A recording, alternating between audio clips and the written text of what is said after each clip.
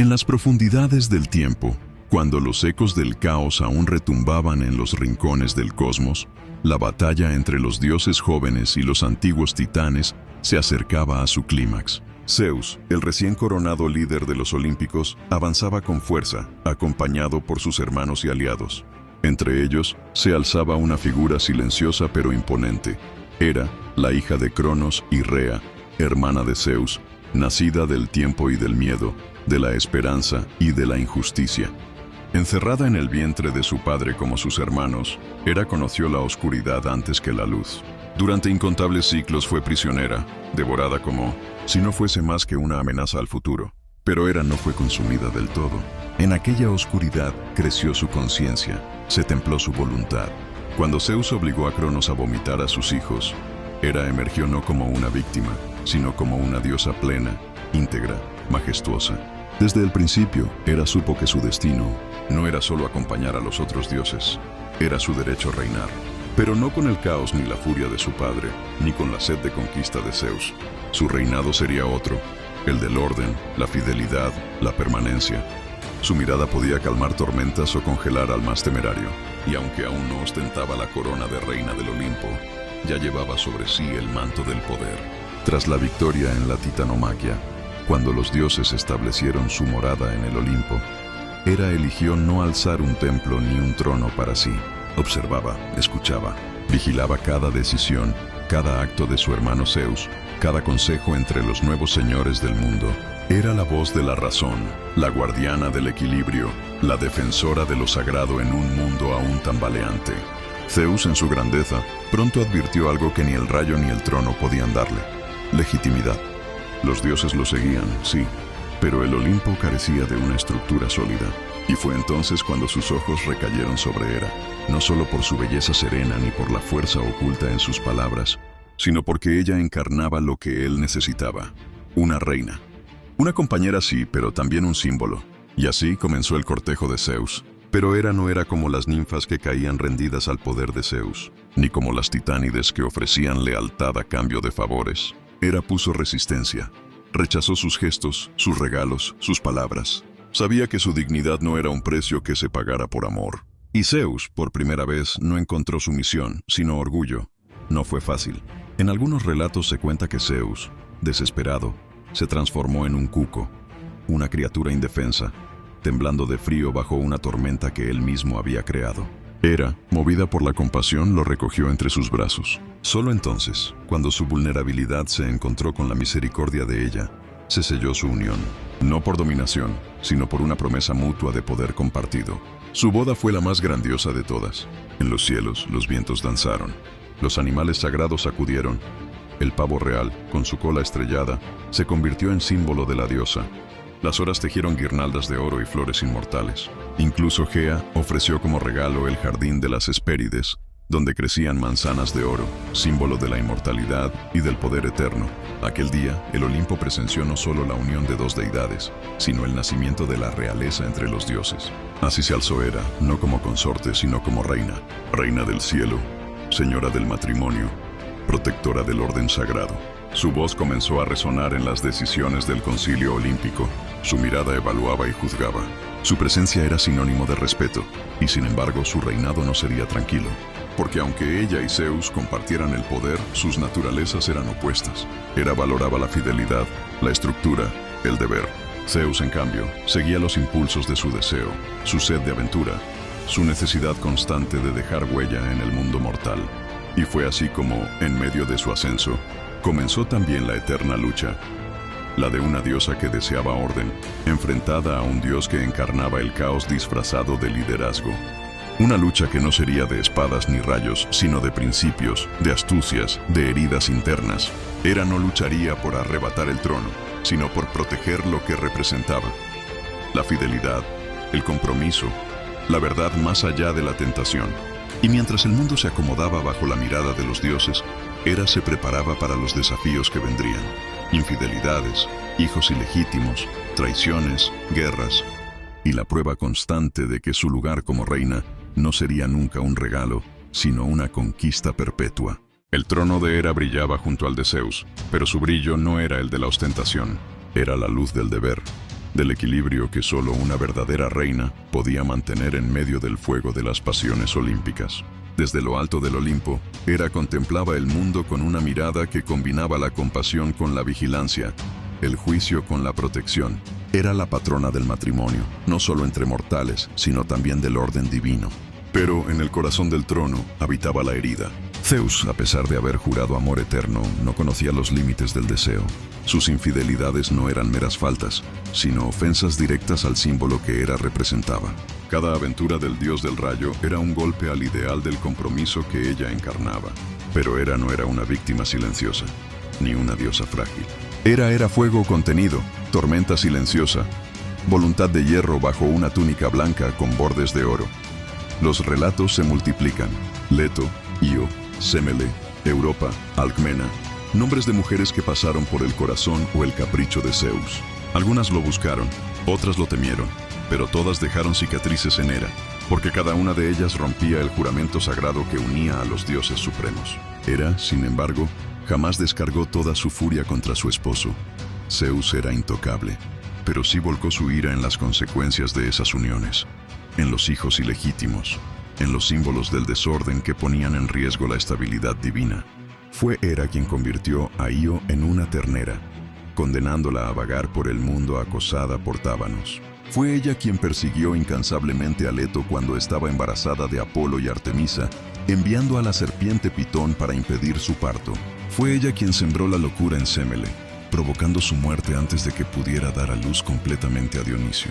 Y fue también ella quien más sufrió con la llegada de Heracles, el hijo de Alcmena, símbolo de la fuerza descomunal de Zeus y de su desdén por la fidelidad.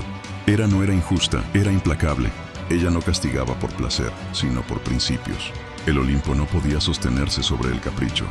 Cada castigo era un intento de restaurar el equilibrio, de recordar a todos, dioses y mortales, que las leyes sagradas no podían romperse sin consecuencia. Y, sin embargo, había noches en que el viento traía a sus oídos las risas de Zeus en otras moradas. Noches en las que Hera descendía al jardín de las Hespérides, su refugio secreto, y observaba en silencio las manzanas de oro. Su brillo le recordaba su boda, su promesa, el mundo que habían jurado construir juntos. Y allí, sola entre los árboles y las ninfas, Hera lloraba. Lágrimas de diosa que no caían por debilidad, sino por la carga del símbolo que representaba. Pero no todo era dolor. Hera también era temida, también era admirada. Entre los dioses su voz tenía peso.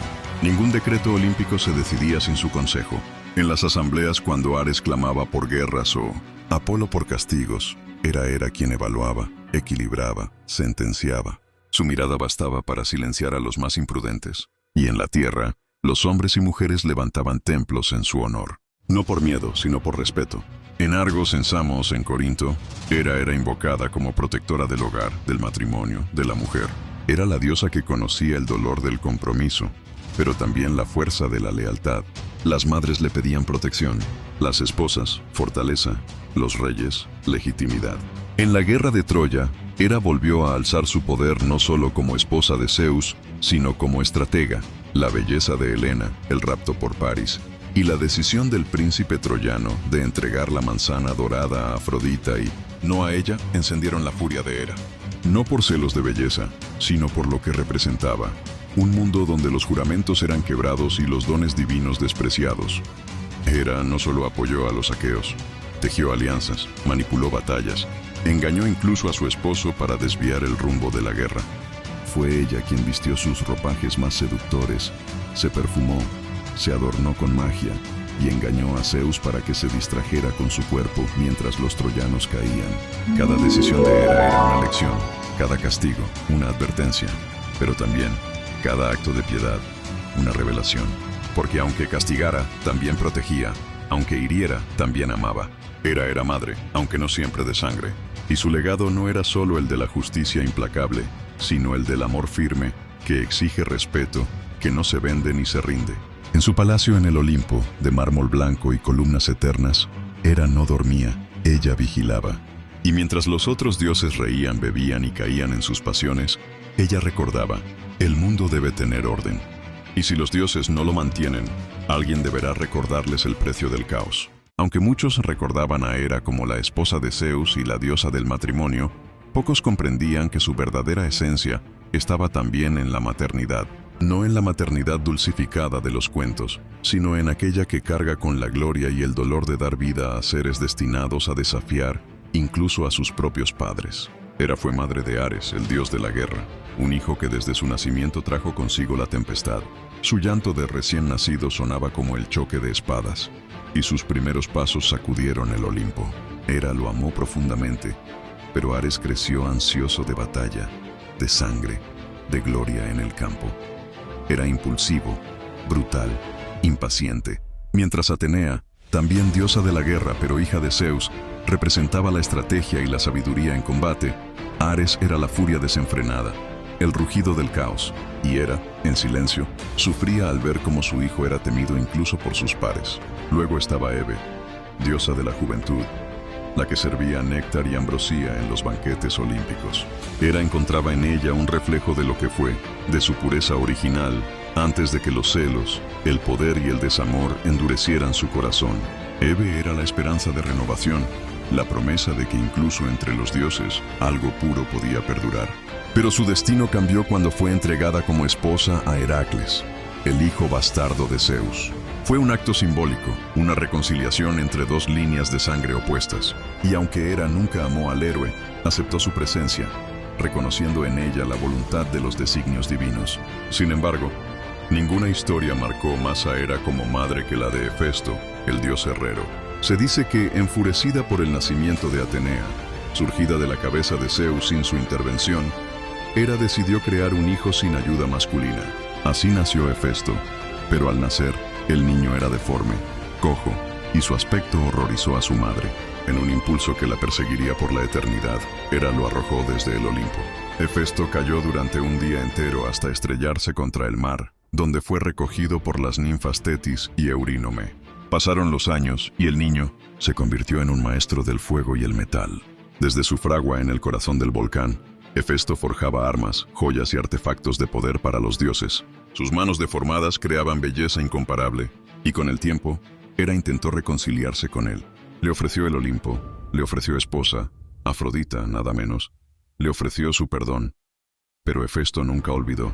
Aunque sirviera a los dioses, su corazón ardía como su fragua, lleno de cicatrices invisibles. Esta herida entre madre e hijo fue uno de los dolores más ocultos de Hera, porque en su interior sabía que no era la esposa traicionada lo que más la marcaba, sino la madre que también podía fallar. Pero Hera no solo crió a los suyos, también protegió y guió a otros. En la gigantomaquia, cuando los gigantes hijos de Gea se alzaron contra los dioses, Hera no se ocultó tras su trono. Lideró, luchó, envió rayos y lanzas, urdió alianzas con los demás olímpicos para aplastar la rebelión. Su temple no era solo político, era también guerrero. Cada decisión suya era estratégica. Cada palabra, una orden que podía cambiar el destino de los inmortales. Durante esos conflictos, su relación con Atenea se volvió tensa. Aunque ambas eran poderosas, sabias y respetadas, sus naturalezas chocaban. Atenea era fría, lógica, hija del pensamiento puro. Hera era pasión contenida, experiencia convertida en ley. Y aunque nunca llegaron a enfrentarse directamente, las asambleas olímpicas eran escenarios donde sus miradas decían más que sus palabras. Pero no todo eran guerras y tormentas en el corazón de Hera. Cada año en Samos se celebraban las Ereas, festivales dedicados a su culto. Las mujeres marchaban en procesión, cantaban himnos antiguos, adornaban su estatua con coronas de flores y túnicas bordadas. Se le ofrecían manzanas doradas, símbolos del amor eterno y del juicio perdido. Allí, entre mortales, Hera era venerada como una diosa protectora, no como la esposa herida, sino como la reina eterna. El eco de su nombre resonaba en las montañas y los valles, recordando a todos que el poder no siempre viene del trueno, sino también de la constancia. Y era en esos momentos, cuando escuchaba los cánticos de sus fieles, que Hera encontraba consuelo. Porque por más que Zeus la traicionara, por más que sus hijos la desafiaran, por más que los siglos pasaran y los mitos la encasillaran, ella sabía quién era, la columna que sostiene el Olimpo. En lo alto del Olimpo, entre columnas de mármol blanco que brillaban con la luz del relámpago de Zeus, se encontraba Hera sentada en su trono. No era un trono cualquiera. Estaba tallado con inscripciones antiguas que relataban su poder, y estaba adornado con granadas, símbolo de la fertilidad, y con pavos reales, que al desplegar sus colas llevaban los ojos vigilantes de Argos, el gigante que una vez la sirvió fielmente. Pero más allá de ser la esposa del Rey del Cielo, era madre, y en su maternidad hallaba una fuerza que rivalizaba con el mismo rayo de Zeus. Uno por uno, trajo al mundo a dioses y diosas que dejarían huella en los destinos de mortales y divinos. Su primer hijo fue Hebe, diosa de la juventud. Cada vez que los dioses bebían néctar y ambrosía, era Hebe quien servía las copas. Su presencia era como una brisa fresca sobre el Olimpo, perpetuando la eterna juventud de los inmortales. Hebe era un regalo, no solo a los dioses, sino al orden que Hera protegía. Y aunque luego Hebe descendería del Olimpo para casarse con Heracles, su nacimiento fue una promesa. Los ciclos del tiempo podían detenerse en el regazo de una madre divina. Luego vino Ilitia, la diosa de los partos, un rol irónico y poderoso, pues Hera misma, al darla a luz, garantizaba que toda mujer que diera vida estaría de algún modo bajo su supervisión. Pero el don de Ilitia era ambivalente. Podía acelerar un parto o detenerlo por completo. Hera la usó como herramienta de venganza, especialmente contra las amantes de Zeus, deteniendo los nacimientos o causándoles tormentos. Así, a través de Ilitia, Hera se convirtió en guardiana de la vida, y a veces en su obstáculo. Y entonces, en un momento de fuego y orgullo, Hera tomó una decisión sin precedentes: engendrar un hijo sin Zeus. ¿Cómo? Nadie lo sabe con certeza. Algunos dicen que lo hizo por despecho, otros que fue un acto de poder absoluto. De esta unión consigo misma nació Hefesto, el dios herrero, cojo desde su nacimiento, pero dueño de una habilidad que ningún otro dios poseía. Cuando Hera vio al niño, deforme y llameante, lo arrojó desde el Olimpo al mar, avergonzada.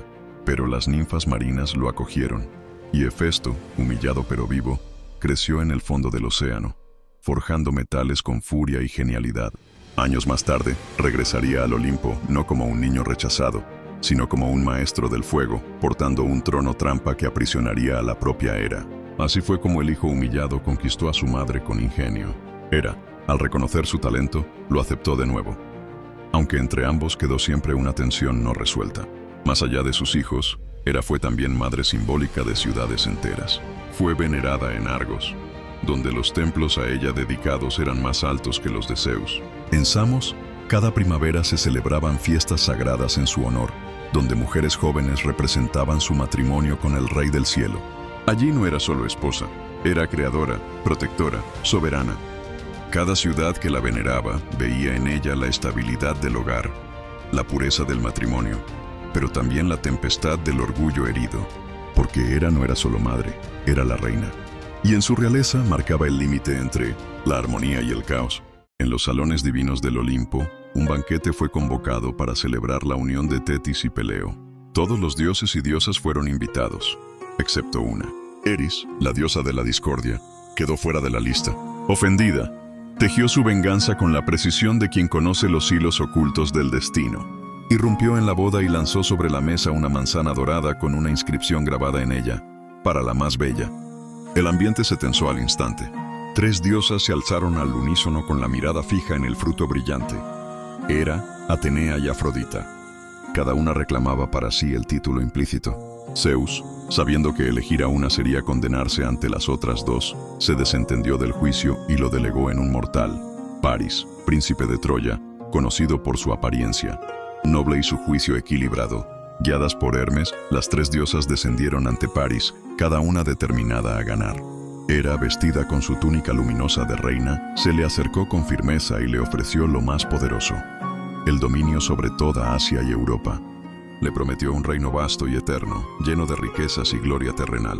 Atenea, con mirada de sabiduría fría, le ofreció invencibilidad en la guerra y un intelecto superior a cualquier mortal. Afrodita, con voz suave y ojos brillantes, prometió darle el amor de la mujer más hermosa del mundo. Paris escuchó a cada una, pero fue la promesa de Afrodita la que capturó su corazón. Entregó la manzana dorada a la diosa del amor, sellando con su gesto no solo una elección, sino también el destino de civilizaciones enteras. Hera, al ver cómo se le escapaba aquel reconocimiento, no solo sintió la herida del orgullo, sino la del poder desafiado. Ella no era una diosa cualquiera, era la reina del cielo, y Paris había menospreciado su autoridad. Desde aquel día, el destino de Troya quedó escrito en la mirada herida de Hera. La historia del juicio de París desembocó en el rapto de Helena, esposa del rey Menelao, por parte del mismo príncipe troyano, y ese acto fue el detonante de la guerra más famosa de la mitología, la Guerra de Troya. Hera, que nunca olvidaba una ofensa, se alineó con los aqueos, los griegos, y en cada batalla, en cada decisión del Olimpo, inclinaba la balanza en su favor. No por amor a los griegos, sino por el deseo de ver a Troya caer, piedra por piedra. Durante años, la reina del Olimpo tejió conspiraciones y favoreció estrategias, alentando héroes como Agamenón, Aquiles y Odiseo. No participaba como una simple espectadora, sino como una estratega divina. Su lucha no era solo por venganza, sino también para recordarle al mundo, mortal y divino, que subestimar a Hera tenía consecuencias que se extendían más allá de lo visible, más allá de la guerra y la gloria, hasta los dominios de lo eterno. Aunque muchas veces se la recordaba por sus venganzas y su carácter implacable, Hera era mucho más que una figura de castigo. Ella era la madre espiritual de los dioses olímpicos, el eje alrededor del cual giraba el equilibrio del cosmos divino. Y como tal, también supo ser protectora, mentora, guía y símbolo de valores eternos. Uno de los aspectos menos comprendidos por los mortales era la compleja relación que Hera mantenía con los hijos de otras diosas, o incluso de Zeus con mortales. Si bien muchos la retratan como una figura vengativa, no todos los descendientes de Zeus recibieron su odio. Algunos incluso fueron objeto de su protección o respeto. Tomemos el caso de Apolo y Artemisa, hijos de Leto y Zeus. Cuando Hera descubrió que Leto estaba embarazada, desató su furia. Prohibió a Gaia, la madre tierra, que le ofreciera a Leto un lugar donde dar a luz. Durante días Leto vagó sin rumbo, víctima de la persecución divina. Pero al final, una pequeña isla flotante llamada Delos la acogió. Allí, Leto trajo al mundo a los gemelos sagrados: Apolo, el dios del sol, la música y la profecía, y Artemisa, la diosa de la caza y la luna. A pesar del rechazo inicial, Hera no pudo ignorar la grandeza que emanaba de ambos desde su nacimiento. Con el tiempo, reconoció en Apolo la sabiduría que ella misma valoraba, y en Artemisa la fortaleza y la independencia que siempre defendió. Otro ejemplo aún más curioso fue el del joven Dionisio, hijo de Sémele, una princesa mortal. Cuando Hera supo del romance entre Zeus y Sémele, tramó un cruel engaño que llevó a la joven a su muerte. Pero del vientre de Sémele, antes de que pereciera, Zeus rescató al niño, no nacido, y lo cosió en su muslo hasta que estuviera listo para nacer. Aunque Dionisio nació marcado por la tragedia, y aunque su origen encarnaba todo lo que Hera detestaba, su historia con el tiempo se volvió una de reconciliación. Cuando Dionisio ascendió al Olimpo y fue aceptado como uno de los 12 grandes, Hera no lo expulsó. Al contrario, le permitió un asiento entre los inmortales. En su sabiduría, supo distinguir entre los errores de su esposo y la valía del joven dios. En Dionisio, incluso encontró una forma de renovación, un símbolo de lo incontrolable, pero también de lo necesario en la estructura del mundo. Más allá de todos los rincones de Grecia, como la patrona del matrimonio, de la familia y de la fidelidad. Los griegos no veían en ella solo a una diosa enfurecida, sino a un arquetipo de compromiso eterno. En cada boda, su nombre era invocado. En cada juramento matrimonial se pedía su bendición. Su figura adornaba templos majestuosos en Argos, Samos y Olimpia, donde las mujeres acudían para rogar por fertilidad, armonía conyugal y protección de sus hijos. Era también símbolo de justicia femenina. En un mundo donde las diosas muchas veces eran subordinadas a los deseos de sus pares masculinos, Hera se mantuvo firme, libre y soberana. Incluso cuando sufría, no lo hacía en silencio. Su voz se escuchaba en el trueno, en el rugido del mar, en el crujido de la tierra. Su autoridad no provenía del miedo, sino del respeto que imponía. Y así, a lo largo de los siglos, su legado se extendió más allá del mito. Las mujeres griegas la veneraban como símbolo de fortaleza interior. Los hombres aprendieron por medio de sus historias a no subestimar la voluntad de una diosa que custodia el equilibrio. Incluso los dioses, por más poderosos que fueran, sabían que nada en el Olimpo se sostenía sin la aprobación de Hera. Su nombre fue cantado por poetas, grabado en mármol y elevado al cielo en forma de constelación. Y mientras los siglos pasaban y las historias de héroes y guerras llenaban los libros, Hera permanecía como la eterna reina. Ni la gloria de Aquiles, ni la astucia de Odiseo, ni la fuerza de Heracles, ni las pasiones de Afrodita lograron eclipsar su figura. Porque el verdadero poder, el que permanece, no es el que grita más fuerte, sino el que resiste el paso del tiempo con dignidad, sabiduría y firmeza. Y ese poder solo lo poseía Hera.